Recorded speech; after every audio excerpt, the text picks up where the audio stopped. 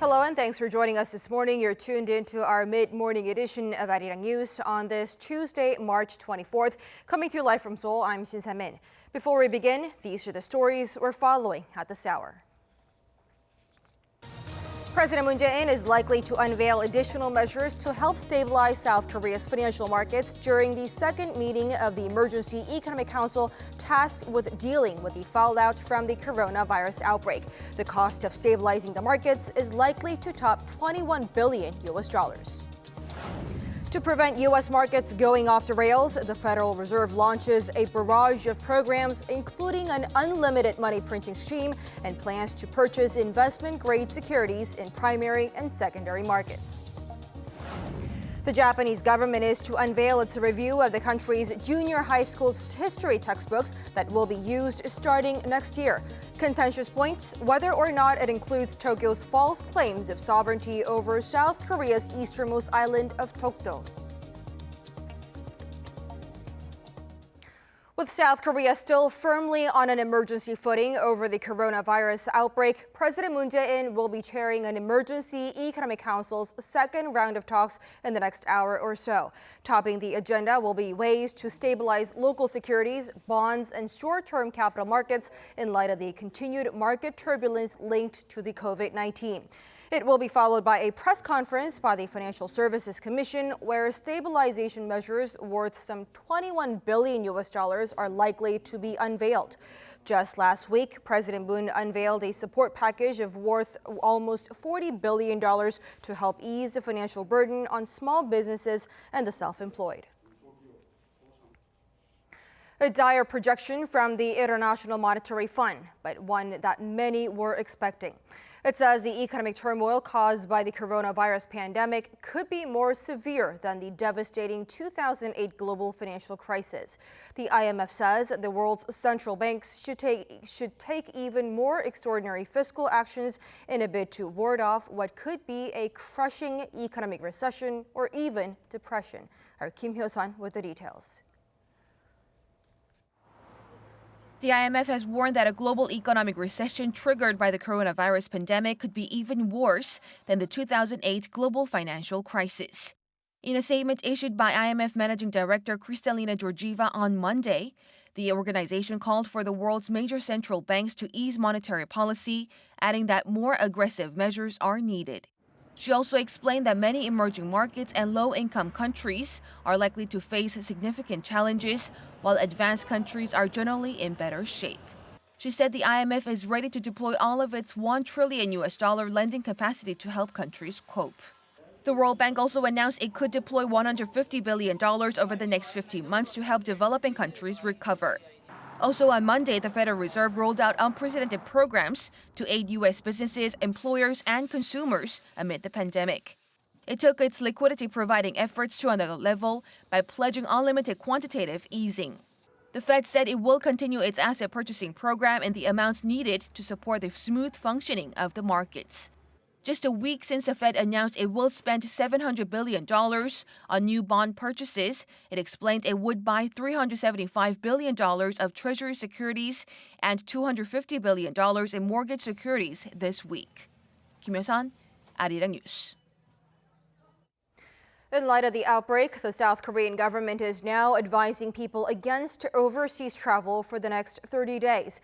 It says people with international flights booked should cancel them or at the very least delay them significantly. For those already overseas, the advice is to engage in social distancing. Our foreign affairs correspondent Oh Jung-hee with more. For 1 month until April 23rd, people in South Korea are recommended to postpone or cancel any overseas trips. On Monday, Seoul's Foreign Affairs Ministry issued a special travel advisory on all countries and territories across the globe. Citizens should cancel or delay travel and pay special attention to personal safety if abroad. For those who are already traveling, the government recommends practicing social distancing. This advisory will be automatically lifted on April 23rd unless Seoul extends it. The measure comes as a number of countries are restricting entry to travelers from South Korea and an increasing number of cases coming in from abroad. Moreover, the government says it's becoming more and more difficult for South Korean citizens to return home as flights are being canceled and countries are shutting their borders. To help citizens return to the country, the government is asking for airlines to put on more flights, but if that doesn't work, is sending charter planes. Seoul brought 80 people back from Iran last week and plans to send 2 charter planes to Italy next week to evacuate some 650 people. 200 people are expected to return to South Korea from Peru later this week with the government's help. The special travel advisory does not have legal binding power on travel agencies to offer refunds, but the agencies can do so at their own discretion. 우정희, Arirang News.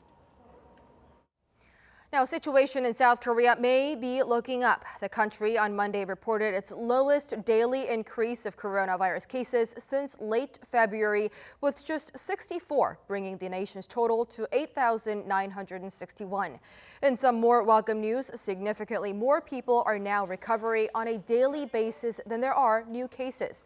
Of the 64 newly confirmed patients, 14 were imported cases, and over 1,400 inbound passengers from Europe were tested for the virus on Sunday alone. Of that, 152 of them who showed symptoms have been quarantined. Those without symptoms still have to be isolated at 8 temporary living facilities and are awaiting test results. As Italy deals with an explosion of COVID-19 cases and deaths, the South Korean government has revealed it'll be sending chartered flights to bring hundreds of its citizens home as early as this week or the next. An official at Seoul's foreign ministry says that so far, around 700 South Korean nationals in Italy have expressed a desire to take the flights. Many of them are finding it almost impossible to book flights themselves due to the Italian government's strict restrictions on movement and other quarantine measures. Now, the ministry is also preparing to arrange a chartered flight to Peru to bring back its nationals stranded in the South American country, as it has shut its borders to try and stem the spread of the virus. The charter flight is expected to bring around some 200 South Koreans back from Lima sometime this week. The coronavirus outbreak continues to grip over the world, with the number of confirmed cases worldwide closing in on 400,000. The World Health Organization says more aggressive measures need to be taken to win the battle against the pandemic. Our Kim Mo-gyun with the details. As the total number of confirmed COVID-19 cases worldwide surpassed the 373,000 mark as of Tuesday, the World Health Organization has called for global political commitment to change the trajectory of the pandemic, urging countries to take both defensive and offensive measures. Asking people to stay at home and other physical distancing measures are an important way of slowing down the spread of the virus and buying time. But they are defensive measures that will not help us to win. To win, we need to attack the virus with aggressive and targeted tactics. As a result, more countries are taking sterner measures. The UK, which saw nearly 1,000 additional cases on Monday, bringing the total to more than 6,600, prompted British Prime Minister Boris Johnson to announce a 3-week-long national lockdown. From this evening, I must give the British people a very simple instruction. You must stay at home. If you don't follow the rules, the police will have the powers to enforce them, including through fines and dispersing gatherings. Under the lockdown, residents will only be allowed to head to the shop for basic necessities or medical purposes, and some, if necessary, could travel to and from work. France, which is seeing its death toll near the 900 mark, is to tighten its lockdown, strictly limiting physical exercise and closing most open-air markets from Tuesday. Germany, with some 30,000 confirmed cases, signed off a package worth $808 billion to cushion the fallout from the pandemic, with Berlin planning to take on new debt for the first time since 2013. The number of cases in the United States is surging rapidly, with some 7,000 new cases on Monday.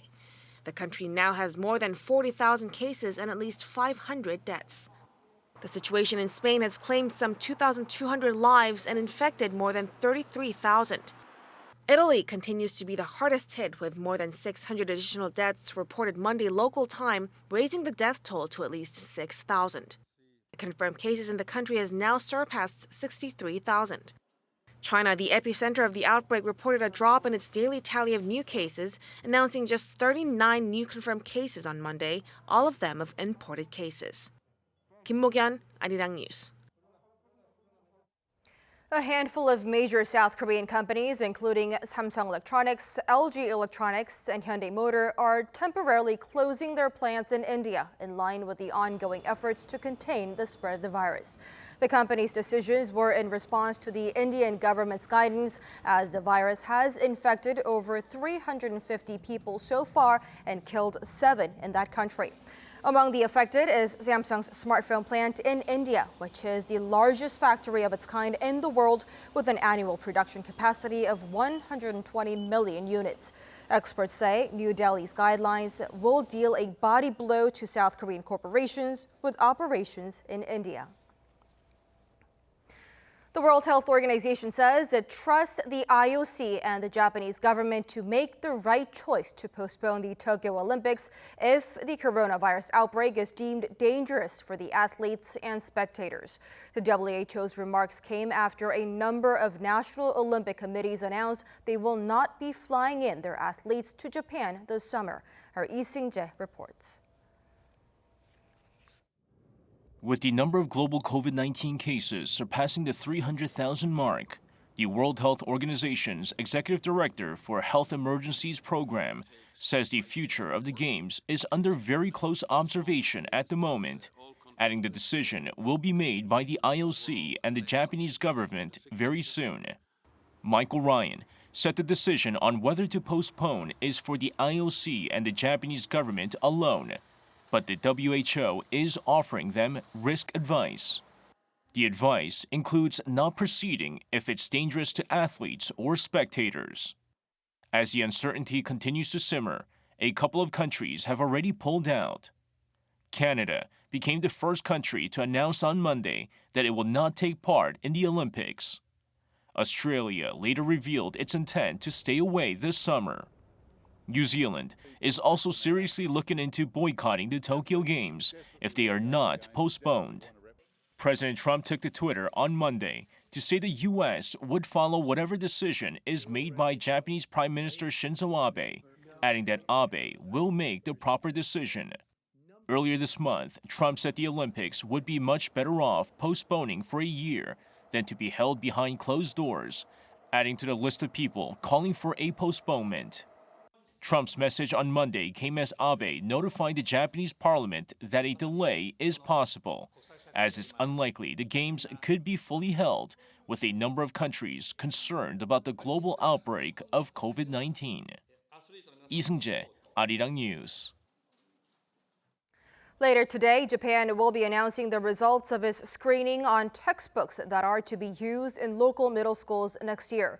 The history and geography textbooks authorized by Tokyo are expected to include claims that South Korea's easternmost islets of Dokdo are Japanese territory and are being illegally occupied by South Korea. Now this as the Abe administration revised Japan's teaching guidelines to make the claim in 2014 and further stepped them up in 2017. The results to be announced on this Tuesday are expected to reconfirm Tokyo's stance.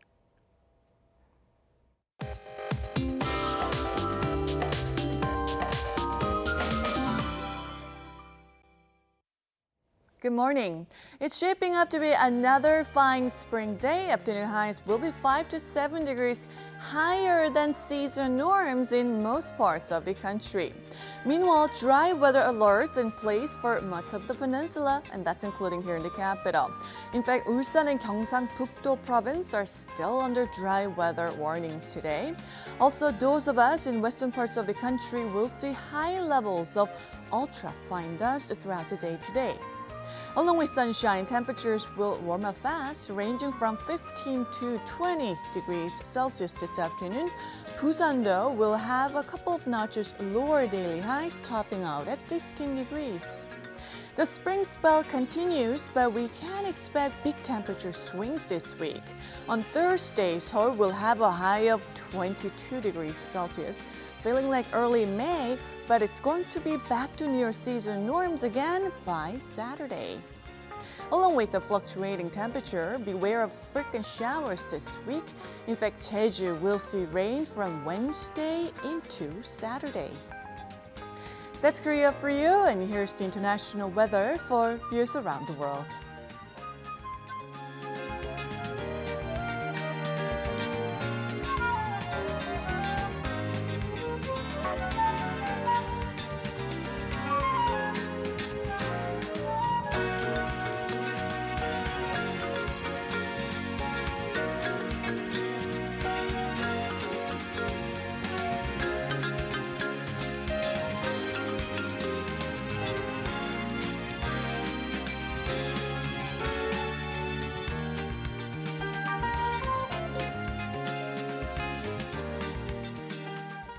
And that does it for us at this hour on Arirang News. We'll be back with more of the day's headlines in our later newscast. As always, thank you for watching and goodbye.